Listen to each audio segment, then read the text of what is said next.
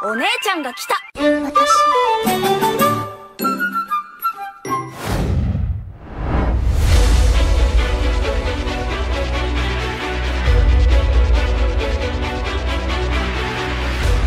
Halo, apa kabar semuanya? Salam kenal dan selamat datang di channel Playlist ID. Sesuai dengan apa yang dijanjikan pada video sebelumnya, kali ini aku akan melanjutkan cerita Bleach yang ada di dalam light novel berjudul Can't Fear Your Own World, yang mana merupakan hasil karya dari Ryogo Narita dan juga Tite Kubo. Perlu kalian tahu, light novel satu ini memiliki 25 chapter yang dibagi ke dalam 3 buah buku, yang mana masing-masing buku memiliki jumlah chapter yang berbeda-beda. Dan seperti yang telah dijelaskan sebelumnya, light novel ini akan menceritakan tentang kehidupan yang terjadi setelah peperangan melawan para Quincy, di mana di dalamnya terdapat banyak sekali rahasia yang akan segera terungkap. Selain itu, meski nantinya cerita utama akan lebih fokus pada karakter Hisagi dan 2 karakter villain baru, tapi di beberapa kesempatan kita juga akan disuguhkan pada fakta-fakta baru yang membuat cerita Bleach ini semakin meluas. Dan satu lagi, berhubung novel ini termasuk novel yang lumayan sulit untuk ditafsirkan, secara pribadi aku ingin minta maaf dulu kalau misalnya ada beberapa penafsiran yang keliru. Dan ya, teman-teman bisa diskusi jika ada yang salah di kolom komentar. So, tanpa menunggu waktu lama, sebelum kita mulai ceritanya, pasang kembali sabuk pengaman dan segera bunyikan tombol loncengnya.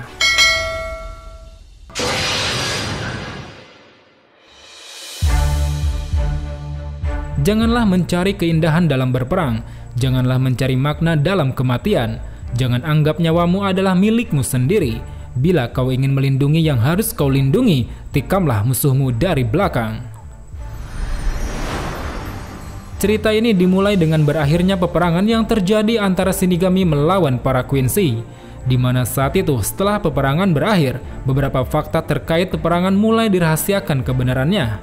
Dan orang yang mengetahui kebenaran itu hanyalah segelintir Shinigami seperti kapten, wakil kapten, serta orang-orang yang memiliki jabatan penting di Seiretei. Dan salah satu kebenaran yang dirahasiakan itu adalah fakta tentang Ichigo yang telah berhasil mengalahkan Yuhava dan membawa keselamatan bagi seluruh penduduk dunia. Karena saat ini, untuk membuat penduduk semakin percaya dan merasa tenang, disebarkanlah suatu kenyataan yang menyebutkan bahwa Gote 13 lah yang telah berhasil mengakhiri perang dan memberikan kedamaian kepada mereka semua. Bahkan tak cuma itu saja, berita tentang kematian Soul King pun juga ikut dirahasiakan untuk menghindari kekacauan dan kericuhan di antara orang-orang.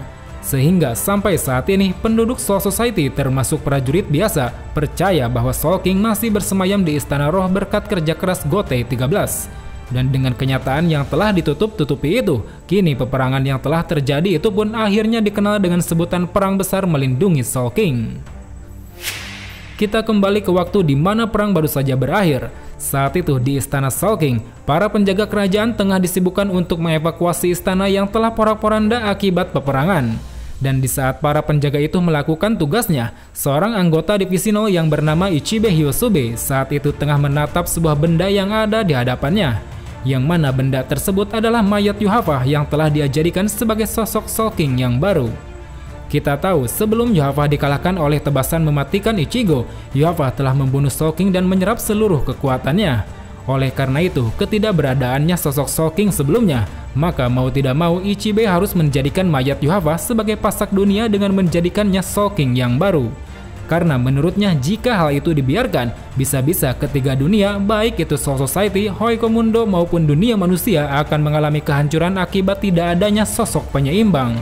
Maka dari itu, saat ini Ichibe pun sudah memutuskan bahwa dirinya akan menjadikan mayat Yuhava sebagai Soul King yang baru demi bisa menyeimbangkan dunia. Kemudian setelah itu, di tengah Ichibe meratapi mayat Yuhava, dari arah belakangnya telah muncul Kyoraku yang datang sambil menyapa dengan hangat. Seakan dirinya sudah tahu dengan apa yang ada di hadapan Ichibe, Kyoraku pun menunjukkan rasa leganya atas keputusan Ichibe yang pada akhirnya tidak menjadikan Ichigo sebagai pengganti Soul King yang baru. Karena bagaimanapun dirinya tidak ingin menanggung kemarahan dari teman-teman Ichigo yang ada di dunia manusia. Bahkan jika hal itu sampai Ichibe lakukan, dirinya telah bersiap-siap dengan memberikan beberapa soul ticket kepada teman-teman Ichigo, yang mana dengan benda tersebut nantinya mereka bisa mengunjungi Ichigo ke Istana Soul King. Mendengar hal tersebut, Ichibe pun mengakui bahwa pada awalnya dirinya memang berpikiran untuk menumbalkan Ichigo menjadi pengganti Soul King. Tapi beruntungnya saat itu Yuhava telah menyerap semua kekuatan Soul King hingga membuatnya lebih cocok untuk menjadi Soul King yang baru. Selain itu, dirinya juga tidak akan tega jika harus menumbalkan orang yang telah berjuang mati-matian demi menyelamatkan dunia. Dan mengenai slot tiket yang dikatakan oleh Kyoraku sebelumnya, Ichibe berpikir bahwa hal itu sebaiknya dirahasiakan dari Sentral 46, karena dirinya yakin bahwa Sentral 46 pasti akan menentang keputusan dari Kyoraku tersebut. Kemudian di tengah percakapan itu, tiba-tiba saja Kyoraku secara tak sengaja menyindir sebuah kelompok yang dia sebut dengan 5 bangsawan agung. Entah siapakah orang-orang yang dia maksud, tapi sepertinya Kyoraku sangat tidak menyukai kelima bangsawan agung tersebut, terlebih lagi kepada para pendirinya. Namun Ichibe yang tampaknya sedikit keberatan dengan singgungan itu, lantas mengingatkan Kyoraku untuk senantiasa menjaga lisannya. Karena bagaimanapun teman-teman Kyoraku juga ada yang termasuk ke dalam 5 bangsawan agung tersebut, yaitu diantaranya adalah Kuchiki Byakuya dan juga Yoroichi Shihoin. Tapi meski begitu, menurut Kyoraku sendiri, dirinya sama sekali tidak memiliki rasa benci kepada mereka berdua. Karena yang sangat dia benci adalah para pendiri yang menurutnya memiliki dosa yang tidak bisa dilupakan di masa lalu. Entah dosa apa yang membuat Kyoraku sangat membenci para pendiri itu, tapi yang jelas saat ini mereka berdua, baik Kyoraku maupun Ichibe, sudah tidak mau membahasnya lebih lanjut lagi.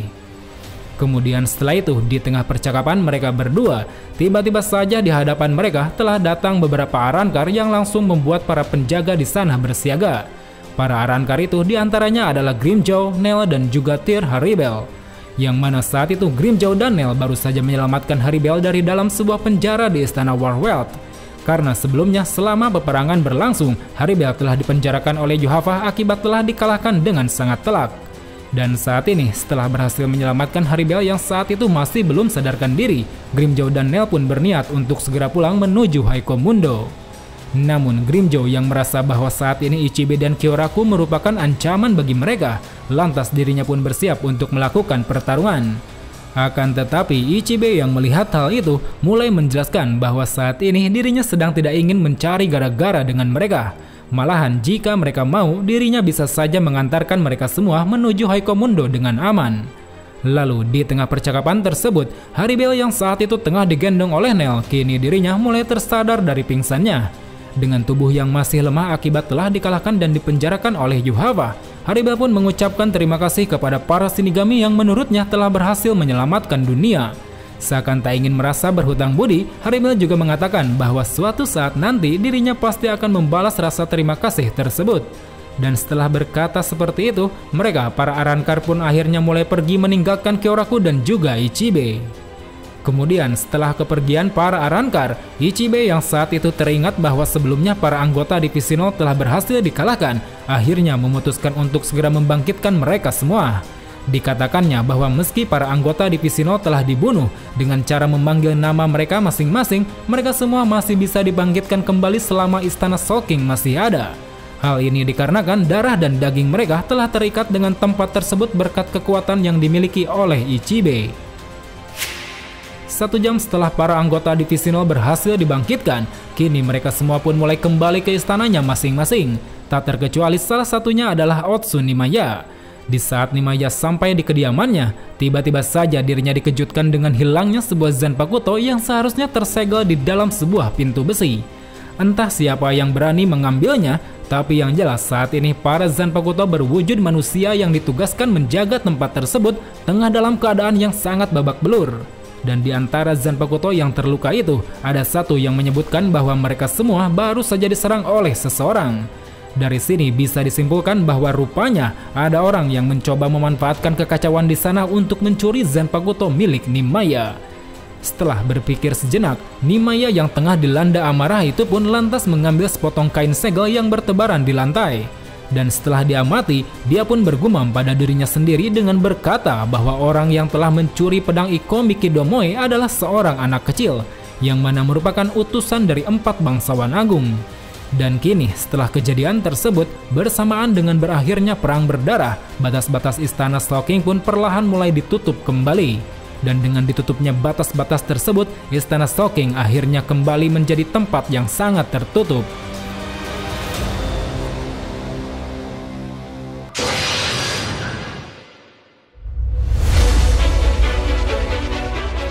Well teman-teman, mungkin itulah sepenggal prolog yang telah menunjukkan kondisi istana Soul King saat ini. Kira-kira bagaimana keadaan Soul Society dan juga dunia manusia setelah pertempuran berakhir? Pantengin terus channel ini karena cerita utamanya baru saja dimulai. So, sampai jumpa di video selanjutnya. Salam Bleach Lover.